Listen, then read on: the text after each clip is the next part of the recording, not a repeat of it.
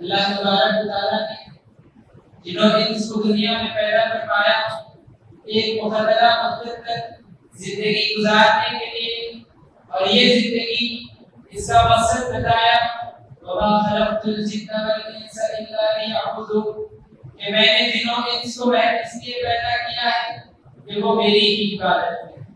اللہ تبارک و تعالیٰ نے انسانوں کی زندگی کا مقصد بتایا کہ انسان دنیا میں اللہ رب العالمین کی عبادت کے لیے پیدا کیے گئے۔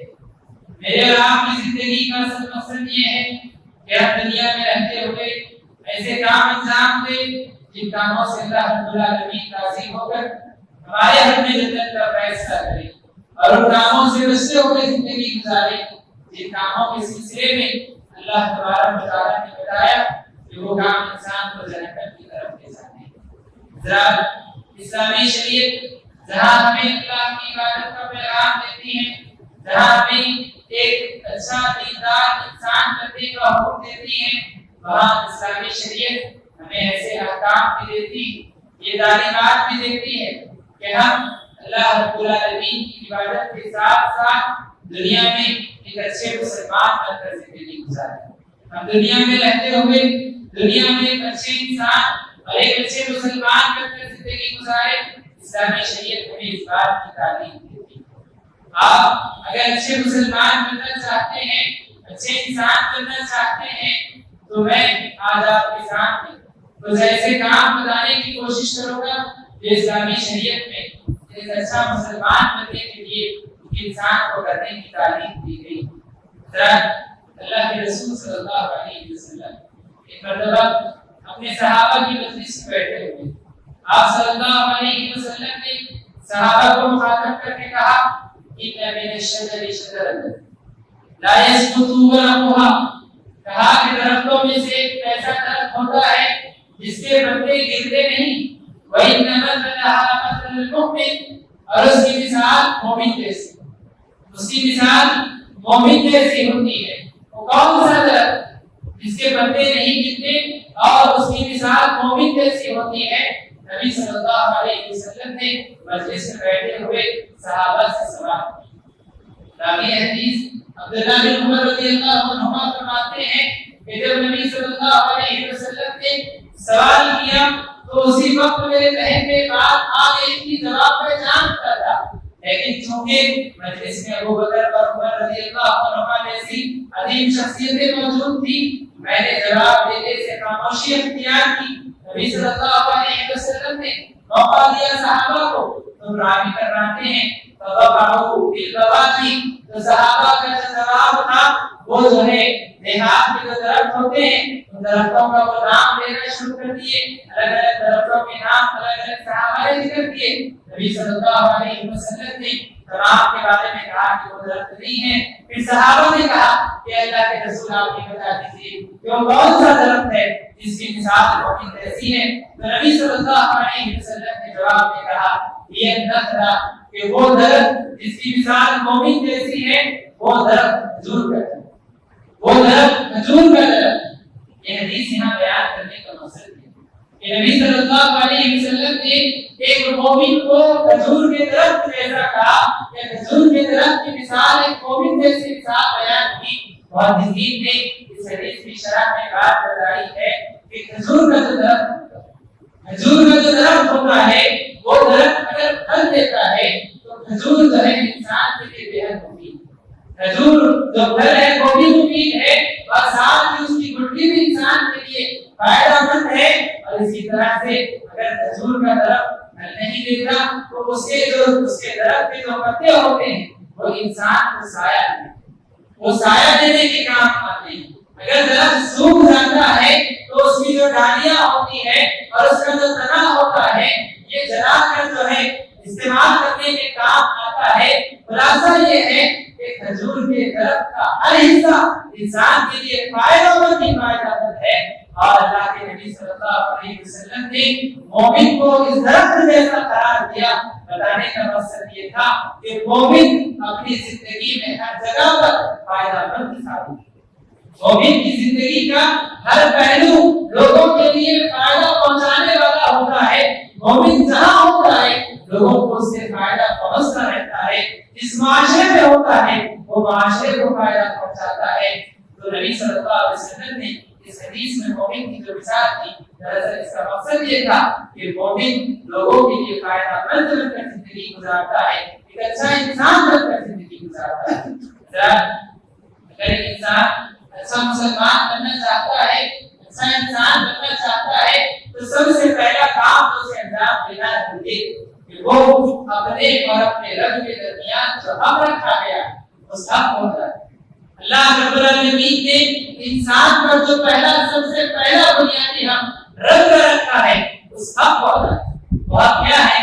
وہ حق یہ ہے کہ اللہ رب العالمین کی عبادت میں، اللہ کی توحید میں کسی کو شریک نہ کیا جائے، اللہ کی توحید میں توحید کو خالص کیا جائے، اس توحید میں کسی کو شریک نہ کیا جائے۔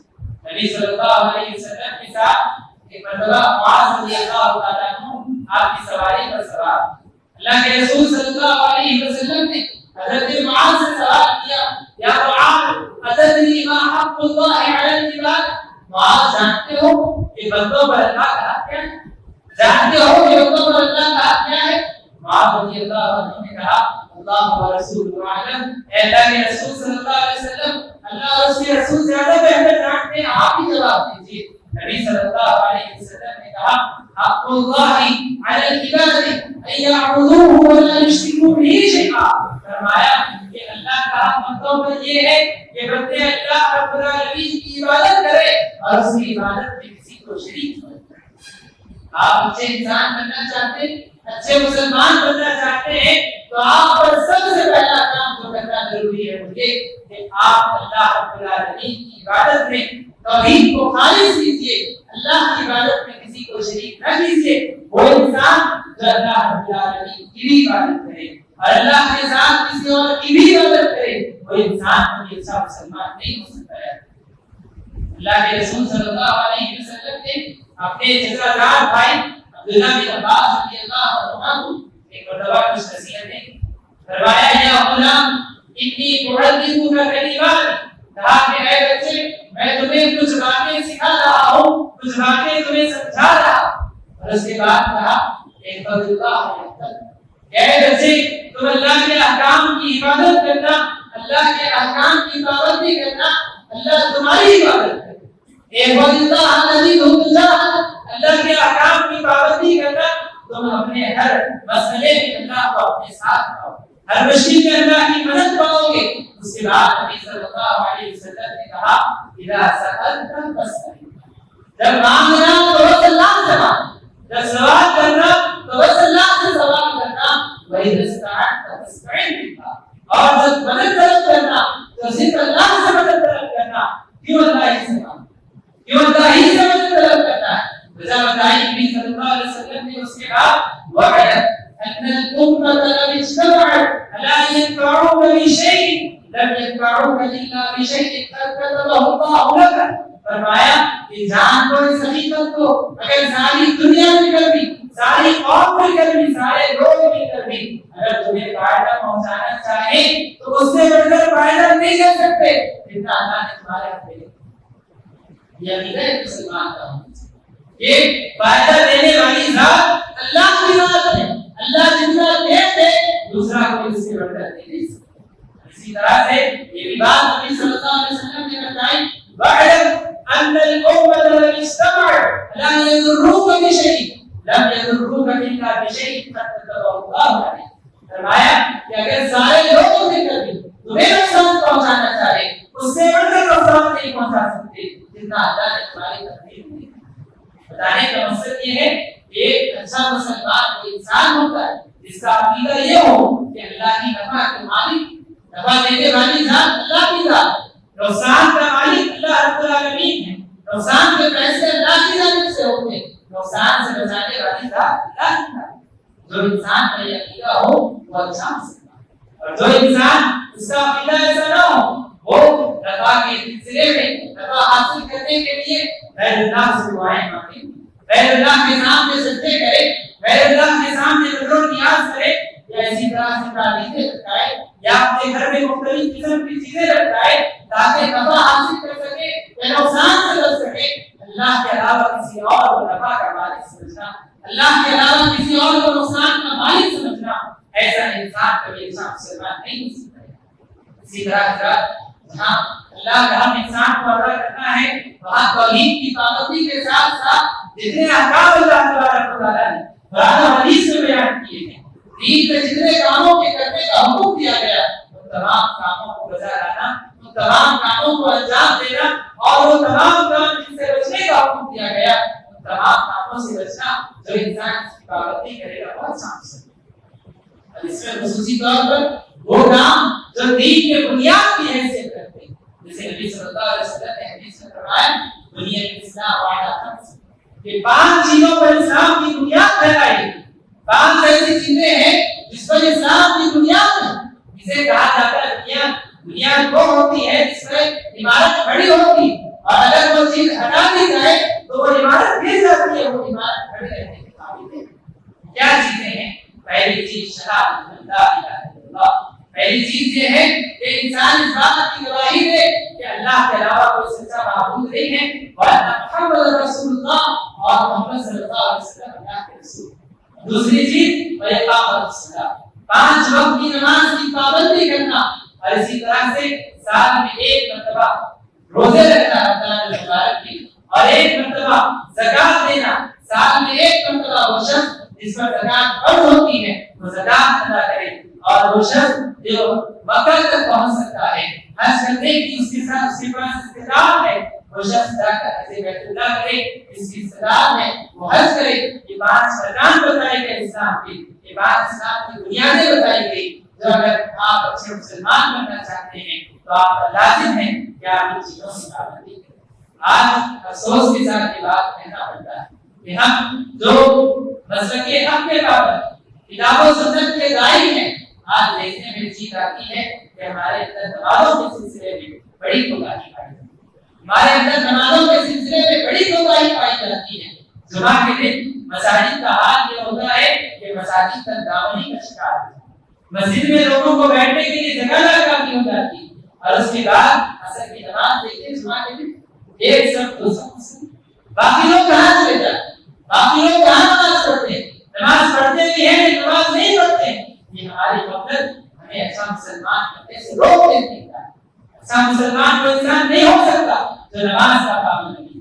نبی صلی اللہ علیہ وسلم نے یہ تمنا ظاہر کی صحابہ کے ساتھ کہ میری یہ تمنا ہے کہ میں ایک شخص کو اذان دینے کا ہوں، ایک شخص کو نماز جو ہے اقامت کرنے کا ہوں دوں، اور لوگوں کو حکم دو کہ نماز پڑھو مسجد میں، اور پھر کچھ لوگوں کی جماعت کو لے کر نکلو، لکڑیاں جمع کرنے کا حکم دو، لکڑیاں جمع کر کے ایسے لوگوں کے گھروں کے پاس جاؤ، لائے شہور صلاح جو باجماعت نماز کو ادا نہیں کرتے، فَأُحَرِّقَ عَلَيْهِمْ قُلُوبَهُمْ، اور ان کے گھروں کو ان کے ساتھ جلا کے راکھ، ان کے گھروں کو ان کے ساتھ جلا کے راکھ کر دو۔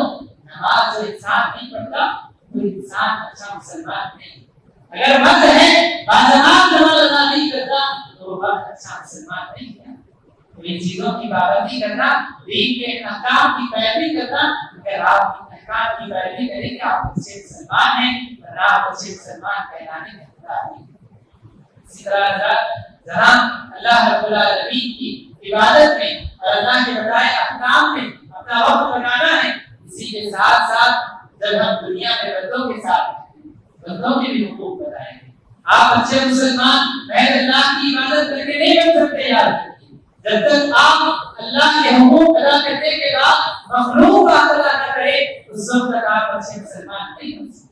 نبی صلی اللہ علیہ وسلم نے مخلوق کے بہت سارے حقوق بتائے، آپ سے جو جتنا قریب ہے اس کے حقوق اتنے زیادہ ہیں۔ انسان کو دنیا میں لانے کا ذریعہ بنتے اس کے والدین تو سب سے زیادہ حق والدین کا ہوتا ہے۔ نبی صلی اللہ علیہ وسلم نے فرمایا رضا الرب فی رضا الوالدین وسخطہ فی سخطہما، کہ اللہ رب العالمین کی رضامندی والدین کی رضامندی میں، اور اللہ کی ناراضگی والدین کی ناراضگی۔ جس انسان کے والدین اس سے ناراض ہیں اس کا رب سے ناراض ہے، اور جس انسان کے والدین اس سے خوش ہیں اس کا رب سے خوش کیا ہے۔ بہت سارے آپ کو جو ہے قرآنی آیات اور احادیث اس سلسلے میں ملے گے۔ اللہ رب العالمین نے جس سے والدین کے سلسلے میں والدین کی خدمت کے بارے میں باتیں بتائی ہے، والدین کے ساتھ اس کے سلوک کی بات بتائی ہے، ایک حدیث سنا کر میں اپنی بات کو آگے لے جاؤں گا۔ ایک صحابی آتا ہے نبی صلی اللہ علیہ وسلم کے پاس پوچھتے ہیں یا رسول اللہ من قبل، اے اللہ کے رسول صلی اللہ علیہ وسلم بتائیے کہ میں سب سے زیادہ کس کے ساتھ حسن سلوک کروں؟ میرے حسن سلوک کے دنیا میں سب سے زیادہ مستحق کون لوگ؟ نبی صلی اللہ علیہ وسلم نے کہا تمہاری ماں۔ پھر صحابی نے سوال کیا تم من؟ پھر اس کے بعد دوسرا نمبر کس کا ہے؟ دوسرا نمبر تمہاری ماں۔ تیسری مرتبہ سوال کیا پھر اس کے بعد تیسری مرتبہ کہا تیسرا ہوگا تمہاری ماں۔ چوتھی مرتبہ سوال کیا اس کے بعد کہا اس کے بعد تمہارے باپ کا مقام ہے اور رشتہ داری میں جو جتنا قریب ہے اس کا مقام ہے۔ نبی صلی اللہ علیہ وسلم نے اس حدیث میں بات بتائی کہ والدین دونوں کی رضامندی حاصل کرنا، دونوں کی فرمانبرداری کرنا، دونوں کی خدمت کرنا ضروری ہے، لیکن والدین میں بھی ماں کا مقام باپ سے 3 درجے بڑھتا ہے۔ ماں کا مقام باپ سے 3 درجے بڑھتا ہے۔ اس کی وجہ محدثین نے بتائی ہے کہ ماں اولاد کے سلسلے میں 3 ایسی تکلیفیں برداشت کرتی ہے جس میں باپ شریک نہیں ہوتا۔ پہلی تکلیف حمل کی تکلیف، 9 مہینوں تک بچوں کو گود میں اٹھا کر دینا، یہ تکلیف ماں اٹھاتی ہے جس میں باپ شریک نہیں ہوتا۔ دوسری تکلیف ولادت کے مرحلے کی تکلیف، جب بچے کو جننے کا مرحلہ ہوتا ہے تکلیف ماں اٹھاتی ہے، باپ اس میں شریک نہیں ہوتا۔ تیسری تکلیف اولاد کو دودھ پلانے کی، جس میں ماں شریک ہوتی ہے باپ شریک نہیں ہوتا۔ تو یہ 3 ایسے وجوہات ہیں جس کی وجہ سے باپ کا درجہ باپ سے 3 گنا بڑھ کر ہے۔ مان لیجیے کہ دنیا میں جتنے لوگ جتنوں سے آپ کا معاملہ ہوتا ہے ان تمام میں والدین سب سے زیادہ حسن سلوک کے مستحق، اور پھر والدین میں ماں زیادہ مستحق ہے کہ اس کے ساتھ حسن سلوک کیا جائے۔ لیکن افسوس ہے کہ آج ہمارے معاشرے میں اس سلسلے میں بھی بے توجہی دیکھی جاتی ہے۔ نکاح کے بعد والدین کا مقام اور مرتبہ بھول کر بچے اپنی زندگی میں لگ جاتے ہیں۔ ماں باپ جنہوں نے پاک کو ضرورت کو بڑھا دیا، جنہوں نے ان کی تعلیم تربیت پر اپنی ساری زندگی گزار دی، اپنی خواہشات کی قربانی دی، اپنی تمناؤں کو انہوں نے چھوڑ دیا، ساری چیزیں کر کے ماں باپ بچے کو بڑا کرتے ہیں، نکاح کرواتے ہیں۔ نکاح ہوتے ہی ایسا لگتا ہے بچے کو کیا میری زندگی مجھے دیکھنا ہے، والدین سے میرا تعلق ختم۔ ایسا نہیں ہے۔ جب تک اولاد زندہ ہے، چاہے اس کی اولاد میں اس کے پوتے بھی ہوتا ہے، اس کے باوجود اگر اس کے والدین زندہ ہیں تو اسے چاہیے کہ وہ اپنے والدین کی خدمت میں اپنا وقت گزارے، والدین کا حق ادا کرے، ان کے ساتھ اس سے سلوک کرے۔ اس کے بعد حضرات والدین کے بعد سب سے زیادہ معاملہ جو انسان کا ہوتا ہے، اگر وہ مرد ہے تو اس کی بیوی کے ساتھ، عورت ہے تو اس کے شوہر کے ساتھ۔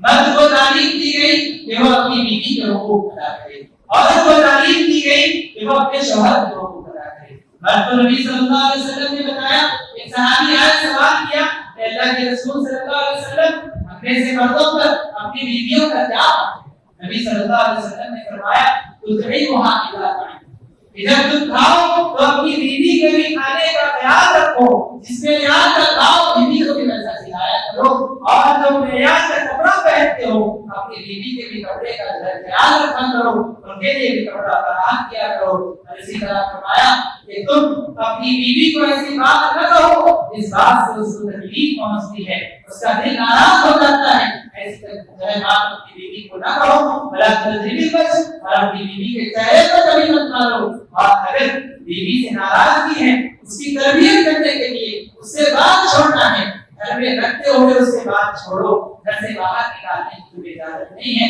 نبی صلی اللہ علیہ وسلم نے شوہر پر بیوی کی ذمہ داریاں بتائی کہ اس کے کھانے پینے کا، اس کے کپڑے کا، اس کے رہنے کا، یہ ساری چیزوں کا انتظام کرنا یہ شوہر کی ذمہ داری ہے۔ اور انتظام کرنے کے بعد اس کا حق یہ بھی بتایا گیا کہ اس کے چہرے پر کبھی نہ مارا جائے، ایسی بات نہ کہی جائے جس بات سے عورت کے دل کو تکلیف پہنچتی ہے، کبھی گھر سے اس کو باہر نکالنے کا فیصلہ نہ کیا جائے۔ یہ بات نبی صلی اللہ علیہ وسلم نے شوہر کو سکھائی کہ اپنی بیوی کے سلسلے میں چیزوں کا خیال۔ اللہ تبارک و تعالیٰ نے کہا وَعَاشِرُوهُنَّ بِالْمَعْرُوفِ کہ اپنی بیویوں کے ساتھ اچھا سلوک کیا کرو، اچھی زندگی ان کے ساتھ گزارا کرو، اللہ تبارک و تعالیٰ نے اس بات کو۔ اور اس کے برخلاف اگر عورت ہے اور وہ اچھی مسلمان عورت بننا چاہتی ہے، اس کے لیے نبی صلی اللہ علیہ وسلم نے یہ تعلیم سکھائی کہ وہ اپنے شوہر کے حقوق کو ادا کرے۔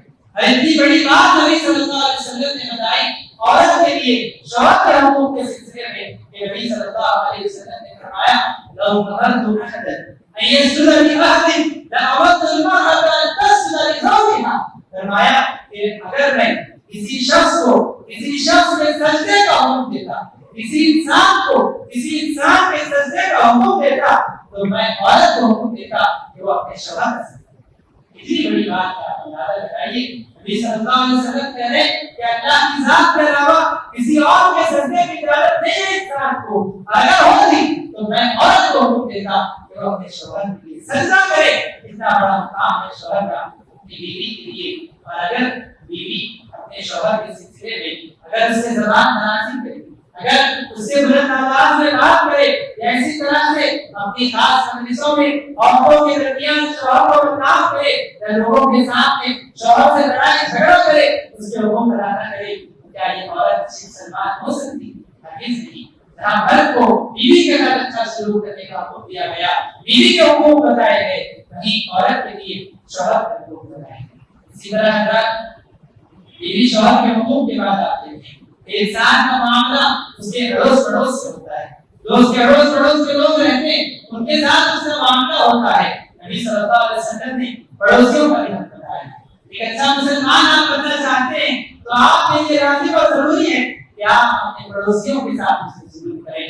نبی صلی اللہ علیہ وسلم نے پڑوسیوں کا حق بتاتے ہوئے یہاں تک اللہ کے نبی نے بات بتائی، فتویٰ صحابہ کے سامنے آپ نے کہا واللہ لا یؤمن واللہ لا یؤمن واللہ لا یؤمن، کہ وہ انسان کا حقدار نہیں ہے، مومن نہیں ہے، وہ انسان مومن نہیں ہے۔ تین مرتبہ نبی صلی اللہ علیہ وسلم نے کہا۔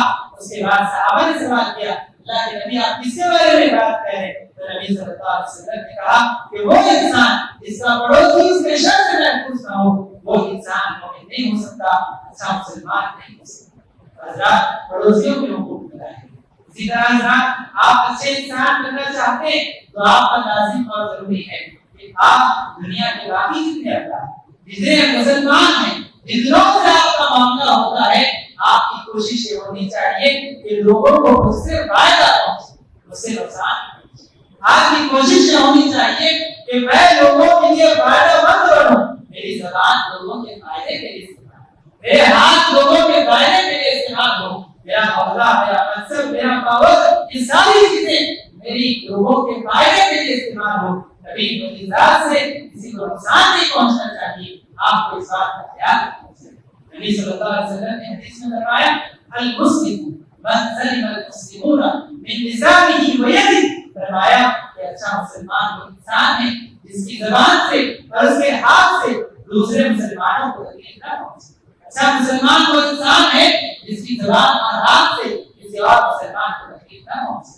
آپ اگر اپنی زبان سے لوگوں کو تکلیف پہنچا رہے، کسی کو گالی دے کر، کسی کی غیبت کر کے، کسی پہ الزام لگا کر، کسی کے اوپر سخت بات کہہ کر، کسی کو غصہ کر کے اگر آپ اپنی زبان سے کسی کے سلسلے میں کسی کو تکلیف پہنچا رہے ہیں تو یاد رکھیے آپ اسے مسلمان کہلانے کے قابل نہیں۔ اور اسی طرح آپ کا ہاتھ کا مطلب کیا ہے؟ آپ کے جو بھی کام آپ انجام دیتے ہیں وہ کاموں کی وجہ سے اگر کسی کو تکلیف پہنچ رہی ہے تو یہ آپ اچھے مسلمان کہلانے کے قابل نہیں۔ آپ کو چاہیے کہ آپ اس چیز کا لحاظ رکھیں کہ آپ کی زبان سے اور آپ اپنے ہاتھ سے کسی کو تکلیف نہ پہنچائیں۔ نبی صلی اللہ علیہ وسلم نے حدیث میں فرمایا خیر الناس انفعهم للناس، کہ لوگوں میں سب سے بہترین انسان وہ انسان ہے جو انسان لوگوں کے لیے سب سے زیادہ فائدہ مند، جو انسان لوگوں کو سب سے زیادہ فائدہ پہنچانے والا ہو، وہ انسان لوگوں میں سب سے بہترین انسان ہے۔ نبی صلی اللہ علیہ وسلم نے حدیث سے کہا۔ اسی طرح حضرات آپ اچھے مسلمان بننا چاہتے ہیں، آپ کو چاہیے کہ آپ اپنے اخلاق کو درست کریں، آپ اپنے اخلاق کو درست کریں۔ اخلاق جو انسان کے درست ہوتے ہیں، اس کا کردار اچھا ہوتا ہے، وہ اچھا مسلمان ہوتا ہے۔ وہ انسان جس کے اخلاق اچھے نہیں ہیں، اس کا کردار اچھا نہیں ہے، وہ انسان اچھا مسلمان کبھی نہیں ہو سکتا۔ یاد رکھیے نبی صلی اللہ علیہ وسلم نے حدیث میں فرمایا ایک خیال ہو اخلاق نبی صلی اللہ علیہ وسلم نے فرمایا تم میں بہترین انسان وہ ہے جس کے اخلاق سب سے زیادہ بہترین ہو، جس کے اخلاق اچھے ہیں وہ اللہ کی نگاہوں میں اچھا انسان ہے، اچھا مسلمان ہے۔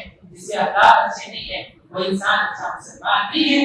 ایک مرتبہ نبی صلی اللہ علیہ وسلم کی مجلس میں ایک بڑی عمر کے صحابی آپ صلی اللہ علیہ وسلم سے ملاقات کرنے کے لیے آ رہے تھے۔ آپ نے دیکھا کہ لوگ ان کو راستہ نہیں دے، لوگوں کی بھیڑ تھی، لوگ راستہ نہیں دے رہے تھے، ان کو نبی تک پہنچنے میں دیر ہو گئی۔ نبی صلی اللہ علیہ وسلم نے دیکھا کہ لوگ اپنے بڑوں کے ساتھ احترام کا سلوک نہیں کر رہے یا اچھے اخلاق کا مظاہرہ نہیں کر رہے، تو نبی صلی اللہ علیہ وسلم نے فوری تنبیہ کی اور فرمایا نہیں سمیتا لم يرحم صغيرنا ولم يعطي كبيرنا، فرمایا کہ وہ شخص ہم میں سے نہیں، وہ شخص ہم میں سے نہیں ہے جو شخص اپنے سے چھوٹوں پر رحم نہ کرے اور اپنے سے بڑوں کا احترام نہیں کرے، وہ شخص ہم میں سے نہیں۔ تو آپ اگر آپ کے اخلاق اچھے ہوں تو آپ اچھے مسلمان ہیں، اگر آپ کے اخلاق اچھے نہیں ہیں تو آپ اچھے مسلمان نہیں یاد رکھیے۔ انہیں باتوں پر اپنی بات کو سمیٹتے ہوئے یہی بات میں آپ کے سامنے خلاصے کے طور پر رکھنا چاہتا ہوں کہ ہمیں دنیا میں زندگی گزارنے کے اصول اور طریقے بتائے گئے ہیں۔ ہمارے سامنے نبی صلی اللہ علیہ وسلم کی زندگی بطور رول ماڈل پیش کی گئی ہے، ہمارے لیے کتاب ہدایت قرآن نازل کی گئی ہے اور ہمیں راستہ بتاتے ہیں کہ ہم کیسے زندگی گزاریں، ہم اچھے مسلمان بن کر کیسے زندگی گزاریں۔ ہمیں رہنما خطوط اس میں بتائے گئے ہیں، ہمیں چاہیے کہ ہم اللہ رب العالمین نے جو ہمیں احکام بتائے ہیں اس کے اعتبار سے اچھے مسلمان بن کر دنیا میں زندگی گزارنے کی کوشش کریں۔ اللہ رب العالمین کی توحید میں ہم خالص رہیں، کسی کو اللہ کی توحید میں شریک نہ کریں۔ اسی طرح وہ سارے احکام جو ہم پر فرض کیے گئے ہیں ان فرائض کو انجام دینے کی ہم کوشش کریں۔ اسی طرح جو انسانوں کے حقوق اللہ کے نبی صلی اللہ علیہ وسلم نے خصوصی طور پر اپنے بتائے ہیں، جیسے والدین ہیں، بیوی کے لیے شوہر ہے، شوہر کے لیے بیوی ہے، اور دونوں کے لیے ان کی اولاد ہے، ان کے تمام کے حقوق ہمیں انجام دینے کی توفیق عطا فرمائے۔ اور اسی طرح اللہ سے ہم دعا کرتے ہیں کہ اللہ تبارک و تعالیٰ کہی ہوئی ان باتوں پر ہم تمام کو عمل کی توفیق نصیب فرمائے۔ اللہ تبارک و تعالیٰ ہمیں جب تک دنیا میں رکھے اللہ رب العالمین ہمیں نیک اعمال کی توفیق نصیب فرمائے۔ دعا کرتے ہیں رب العالمین سے کہ رب العالمین دنیا میں جہاں بھی مسلمان پریشان حال ہیں، اے اللہ مسلمانوں کی پریشانی کو آسانی میں بدل دے۔ اے اللہ جو مسلمان قرض میں مبتلا ہیں ان کے قرض کی ادائیگی میں آسانی پیدا فرما۔ اے اللہ جو مرض میں مبتلا ہیں ان کو شفا عاجلہ کاملہ نصیب فرما۔ اے اللہ جو روزی کی تلاش میں ہیں ان کے لیے حلال روزی کا انتظام فرما۔ اے اللہ جو مسلمان رشتوں کی تلاش میں ہیں اللہ ان کے لیے نیک صالح جوڑوں کا انتظام فرما۔ اے اللہ جن کو تو نے اولاد کا دے کے آزمایا ہے اللہ ان کو نیک صالح اولاد نصیب فرما۔ اے اللہ جن کی اولاد نافرمان ہو گئی ہے اللہ آپ کی اولاد کو نیک وفادار بنا دے۔ اے اللہ جن کے والدین دنیا سے حالت توحید میں گزر گئے اللہ ان کے والدین کی توفیق فرما۔ اے اللہ جن کے والدین زندہ ہیں ان کو اپنے والدین کی خدمت کی توفیق نصیب فرما۔ اے اللہ جن زندگی میں نیکیوں کی زندگی نصیب فرما، جو موت دے تو حسن خاتمہ نصیب فرما، اور کے عذاب سے ہماری حفاظت فرما، محشر کے میدان میں آسانیاں پیدا فرما، ہمارے حق میں جنت کا فیصلہ کر دے، جہنم سے نجات نصیب فرما۔ اے اللہ جنت میں تیرے نبی کی صحبت نصیب فرما۔ اے اللہ جنت میں تیرا دیدار نصیب فرما۔